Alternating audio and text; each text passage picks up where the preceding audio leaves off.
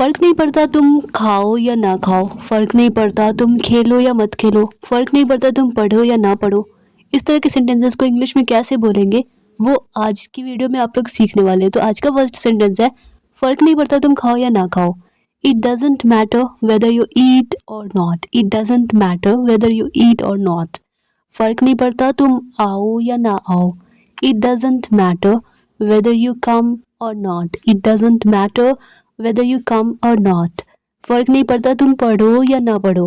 It doesn't matter whether you study or not. It doesn't matter whether you study or not. फ़र्क नहीं पड़ता तुम जियो या मरो. इसे इंग्लिश में कैसे बोलेंगे ये आप लोग खुद ही ट्राई कीजिए। और अब बढ़ते हैं नेक्स्ट सेंटेंस की तरफ। अब अगला सेंटेंस है, मैं पढ़ाने के लिए मजबूर थी। तो इसे इंग्लिश में I was compelled to teach. मैं पढ़ाने के लिए मजबूर थी। I was compelled to teach. मैं सच बताने के लिए मजबूर थी। I was compelled to tell the truth. I was compelled to tell the truth. मैं वहाँ जाने के लिए मजबूर था या थी इंग्लिश में बोलेंगे I was compelled to go there. I was compelled to go there. और एक सेंटेंस अब आप लोग बताइए कि मैं ये काम करने के लिए मजबूर थी, इसे इंग्लिश में कैसे बोलेंगे। अब बढ़ते हैं नेक्स्ट सेंटेंस की तरफ।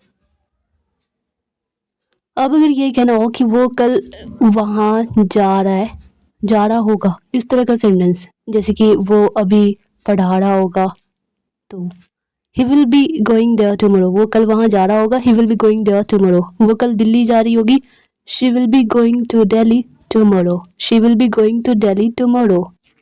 मैं कल पढ़ा रही होगी, इसे इंग्लिश में I shall be teaching tomorrow. I shall be teaching tomorrow.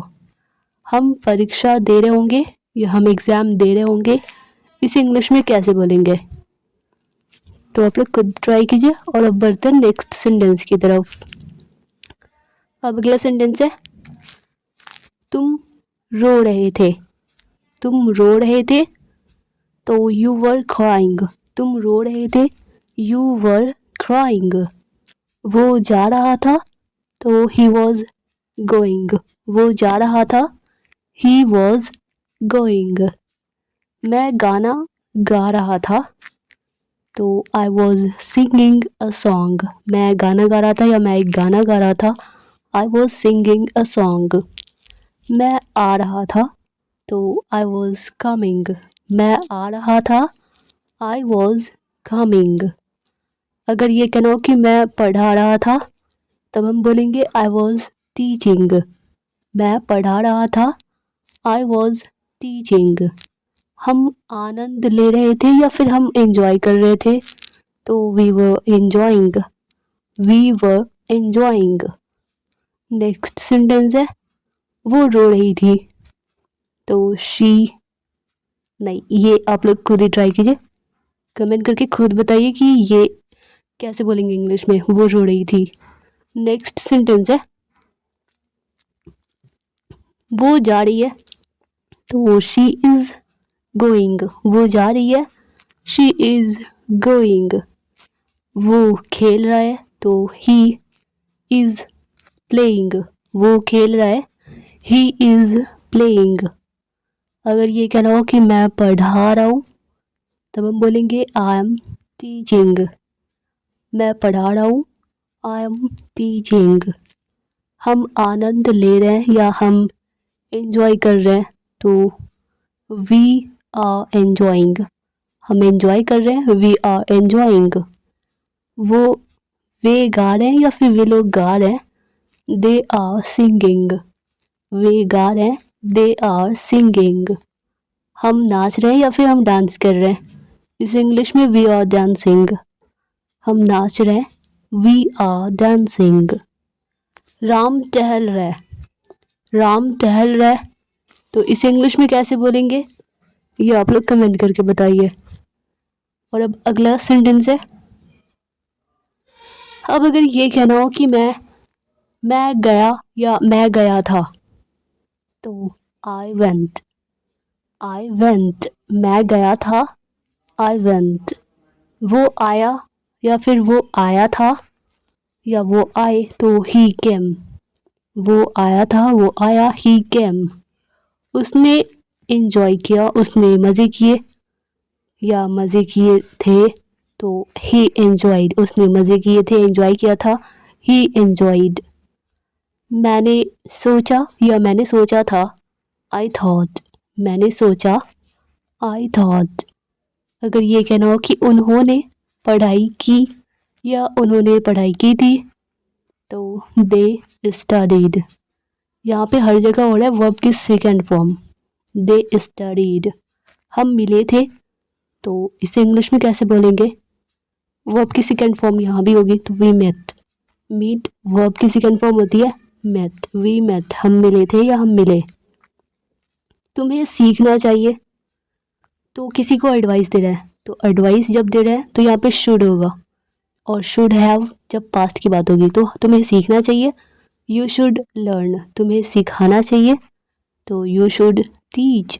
तुम्हें सिखाना चाहिए, यू शुड टीच। तुम्हें बोलना चाहिए तो यू शुड स्पीक। तुम्हें बोलना चाहिए, आपको बोलना चाहिए, you should speak.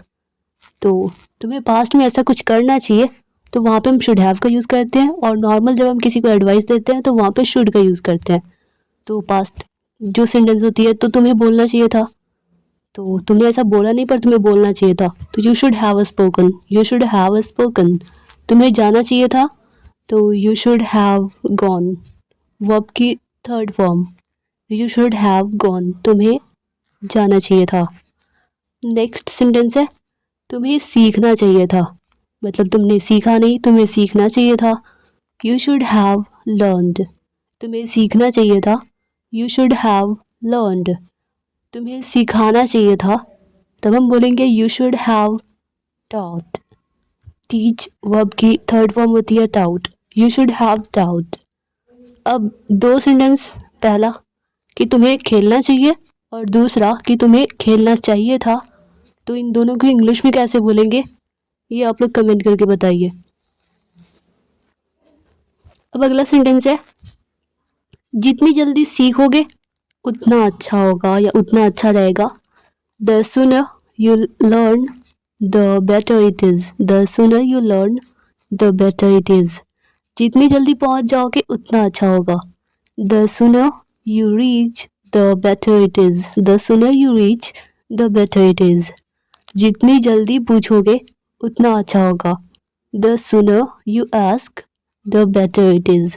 The sooner you ask the better it is. जितनी जल्दी बता दोगे उतना अच्छा होगा। इसे इंग्लिश में कैसे बोलेंगे? आई होप कि आप लोग इंग्लिश में इससे कैसे बोलेंगे ये आप लोग बता पाएंगे। अब बढ़ते हैं नेक्स्ट सेंटेंस की तरफ। अब सेंटेंसेस ऐसे होते हैं ना कि वो अचानक से आ गई थी, मैं अचानक से डर गया था, मैं अचानक से मेरी नींद खुल गई, आँख खुल गई, नींद टूट गई, तो इस तरह का सेंटेंस। तो ऑल ऑफ अ सडन, अचानक से, ऑल ऑफ अ सडन।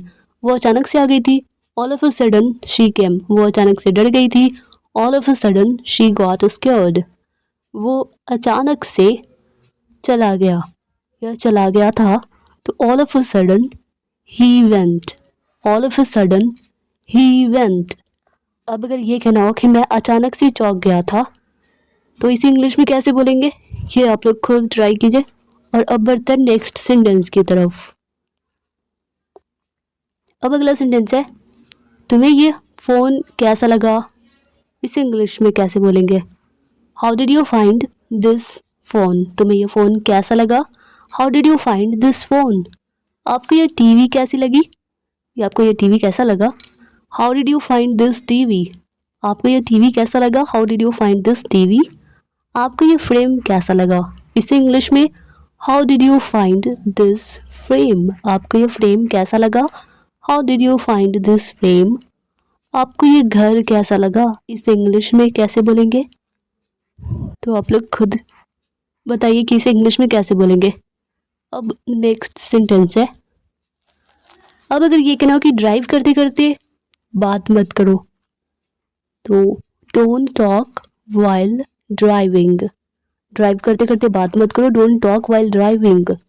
खाते खाते या खाते समय या खाते वक्त बात मत करो, डोंट टॉक वाइल ईटिंग।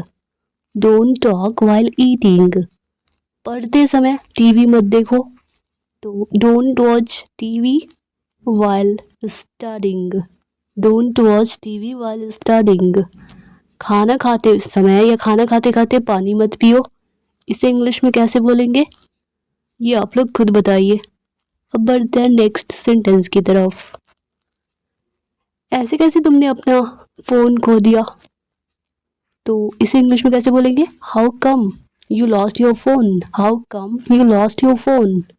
ऐसे कैसे वो अंदर आ गई, इसे इंग्लिश में how come she came inside, how come she came inside.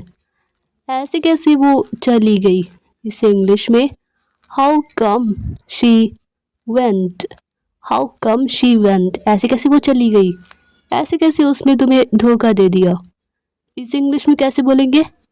I hope कि आप लोग बता पाएंगे। अब बढ़ते हैं नेक्स्ट सेंटेंस की तरफ। अब अगला सेंटेंस है, क्या हम जाएं या क्या हम जाएंगे, तो ये भी अगर कहना हो तो भी हम इंग्लिश में बोलेंगे शैल वी गो, या तो हम इस बात को शुड वी गो भी कह सकते हैं। क्या हम जाएं, क्या मुझे जाना, क्या हमें जाना चाहिए, तो शुड वी गो या शैल वी गो दोनों ही कह सकते हैं। क्या हम बात करें, शैल वी टॉक, क्या हम बात करें, शैल वी टॉक।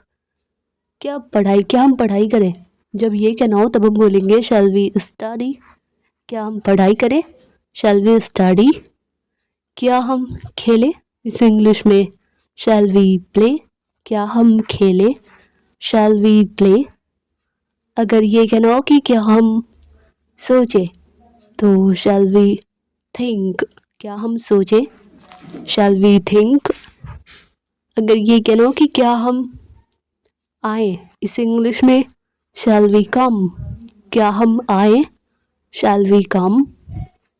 अगर ये कहना हो कि क्या हम हंसे, इसे इंग्लिश में कैसे बोलेंगे, ये तो बहुत ही सिंपल है, तो आई होप कि आप लोग बता पाएंगे। अब अगला सेंटेंस है,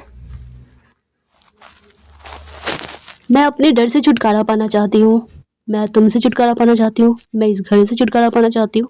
तो छुटकारा पाना तो टू गेट रिड ऑफ, तो I want to get rid of my fear, I want to get rid of my fear. मैं तुमसे छुटकारा पाना चाहती हूँ, तो I want to get rid of you, मैं तुमसे छुटकारा पाना चाहती हूँ, I want to get rid of you. मैं गर्मियों से छुटकारा पाना चाहती हूँ, तो I want to get rid of summers, मैं गर्मियों से छुटकारा पाना चाहती हूँ, I want to get rid of summers. मैं काले घेरे यानी कि डार्क सर्कल से छुटकारा पाना चाहती हूँ, I want to get rid of my dark circles, I want to get rid of my dark circles. Next sentence है, अब कोई कहते हैं ना डेली लाइफ में, ये तो ज़्यादातर हमें बोलना ही होता है कि ढंग से चलो, ढंग से बैठो, ढंग से बात करो, तो ढंग से बिहेव करो। तो ढंग से चलो तो वॉक इन अ मैनर, ढंग से चलो वॉक इन अ मैनर। ढंग से खाओ, ईट इन अ मैनर, ढंग से खाओ, ईट इन अ मैनर। ढंग से बात करो, टॉक इन अ मैनर, ढंग से बात करो, टॉक इन अ मैनर। अगर ये कहना हो कि ढंग से लिखो, तो इसे इंग्लिश में बोलेंगे राइट इन अ मैनर, ढंग से लिखो, राइट इन अ मैनर। ढंग से गाड़ी चलाओ, तो ड्राइव इन अ मैनर, ढंग से ड्राइव करो, ढंग से गाड़ी चलाओ, ड्राइव इन अ मैनर। इस काम को ढंग से करो, तो इसे इंग्लिश में कैसे बोलेंगे, ये आप लोग खुद से ट्राई कीजिए। और ये था आज का लास्ट सेंटेंस। तो dear all students, I hope कि वीडियो आप लोगों के लिए हेल्पफुल रही होगी, आप लोगों को पसंद आई होगी। अगर ये वीडियो आप लोगों के लिए थोड़ी सी भी हेल्पफुल लगी हो, आप लोगों को थोड़ी सी भी पसंद आई हो, तो वीडियो को लाइक कर दीजिएगा। चैनल पे नए हैं तो चैनल को सब्सक्राइब भी कर लीजिएगा। मिलते हैं नेक्स्ट वीडियो में, तब तक के लिए bye bye and take care.